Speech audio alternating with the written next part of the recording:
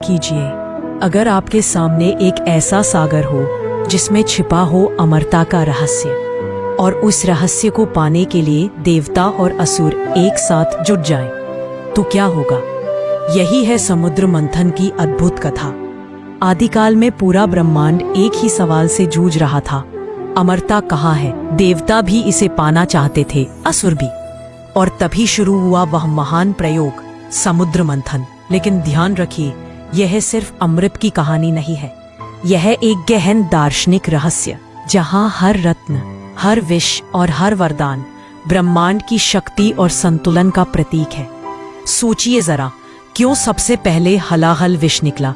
क्यों धन्वंतरी अमृत कलश लेकर प्रकट हुए? और क्यों नाग वासुकी को मंथन की रस्सी बनाया गया? यह कथा हमें सिखाती है कि जीवन का अमृत कभी सीधे नहीं मिलता।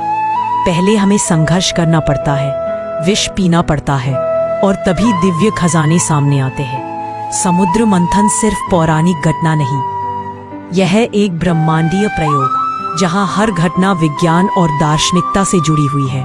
तो क्या आप तैयार हैं जानने के लिए समुद्र मंथन से कौन कौन से अद्भुत रत्न निकले और आज भी ये हमारी जिंदगी को कैसे प्रभावित करते हैं? आगे की कहानी आपको चौंका भी देगी और सोचने पर भी मजबूर कर देगी। त्रेतायुग की शुरुआत थी। असुरों के अत्याचार से देवता त्रस्त हो चुके थे। महर्षि दुर्वासा के श्राप के कारण देवताओं ने अपनी दिव्य शक्तियां खो दी थीं। दानवों के राजा बलि ने स्वर्ग पर अधिकार कर लिया था। हारे हुए देवता भगवान विष्णु के पास सहायता मांगने पहुँचे। विष्णु ने एक मंद मुस्कान के साथ कहा, शक्ति हमेशा बल से नहीं, बुद्धि से प्राप्त होती है। असुरों से सहयोग करो और समुद्र का मंथन करो, उसमें छिपे अमृत को प्राप्त करो।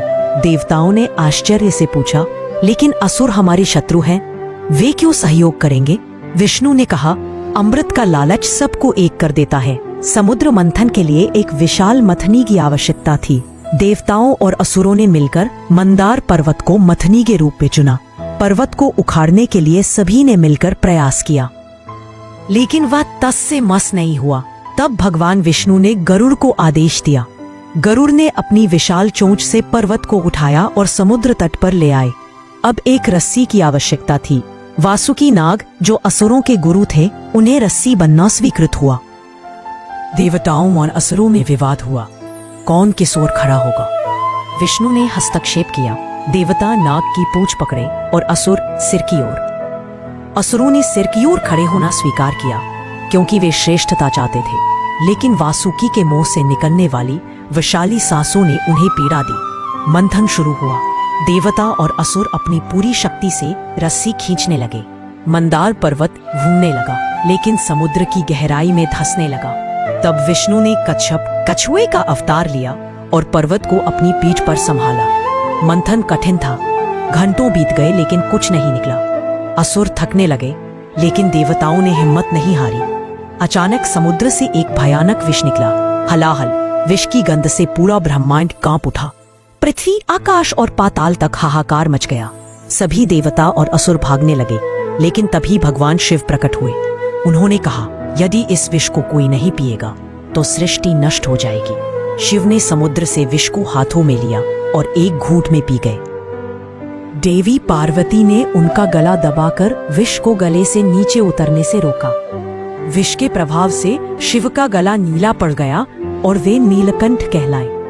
विष के बाद समुद्र मंथन से 14 रत्न प्रकट हुए। 1 कामधेनु गाय, जो इच्छित वस्तुएं देती थी। 2 उच्चैश्रवा घोड़ा, जिसे असुरराज बलि ने ले लिया। 3 ऐरावत हाथी, इंद्र का वाहन बना। 4 कौस्तुभ मणि, विष्णु ने धारण की। 5 कल्प वृक्ष स्वर्ग में लगाया गया।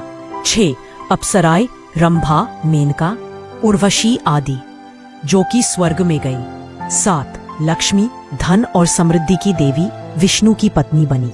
8 वारुणी, मदिरा की देवी, असुरों ने ले ली। 9 चंद्रमा, शिव ने अपने सिर पर धारण किया। पारिजात वृक्ष, इंद्र ने स्वर्ग में स्थापित किया। 11 शंख, विष्णु ने धारण किया। 12 धन्वंतरी, आयुर्वेद के देवता, अमृत कलश लेकर प्रकट हुए। 13 अमृत कलश, धन्वंतरी के हाथों में। 14 विष, जिसे शिव ने पी लिया। धन्वंतरी के हाथों में अमृत कलश देखकर देवता और असुरों में संघर्ष शुरू हो गया। असुरों ने कलश छीन लिया। तब विष्णु ने मोहिनी रूप धारण किया, एक अद्भुत सुंदरी जिसे देखकर असुर मोहित हो गए। मोहिनी ने कहा, मैं अमृत बांटूंगी, लेकिन आपस में लड़ना नहीं। सभी राजी हो गए। मोहिनी ने देवताओं और असुरों को अलग अलग पंक्तियों में बैठाया, लेकिन चालाकी से उसने केवल देवताओं को अमृत पिलाया। एक असुर राहु ने देवता का रूप धारण कर अमृत पी लिया। सूर्य और चंद्रमा ने इसकी सूचना विष्णु को दी। विष्णु ने सुदर्शन चक्र से राहु का सिर धड़ से अलग कर दिया, लेकिन अमृत पी चुका था, इसलिए वह अमर हो गया। उसका सिर राहु और धड़ केतु कहलाया। आज भी राहु और केतु सूर्य और चंद्रमा से बदला लेते हैं ग्रहण लगाकर। जब ग्रहण लगता है तो राहु सूर्य या चंद्रमा को निगलने का प्रयास करता है, लेकिन केतु बिना सिर का धड़ उसे बाहर निकाल देता है, इसीलिए ग्रहण समाप्त हो जाता है। समुद्र मंथन केवल एक पौराणिक कथा नहीं है, यह मनुष्य के आंतरिक संघर्ष का प्रतीक है। समुद्र मन की गहराई, मंथन साधना और संयम, विष कठिनाइयां और बाधाएं। शिव का विषपान हमें सिखाता है कि संकटों का सामना करने से ही समाधान मिलता है। मोहिनी अवतार बताता है कि बुद्धि बल से श्रेष्ठ है। समुद्र मंथन की कथा हमें जीवन का सबक देती है, संघर्ष के बिना सफलता नहीं मिलती। अमृत केवल अमरता का नहीं, बल्कि ज्ञान और धैर्य का प्रतीक है। राहु केतु की कथा हमें याद दिलाती है कि छल कपट का अंत हमेशा बुरा होता है। क्या आप जानते हैं, आज भी हिंदू धर्म में ग्रहण के समय मंत्रों का जाप किया जाता है, क्योंकि ऐसा माना जाता है कि इस समय राहु केतु का प्रभाव सबसे अधिक होता है।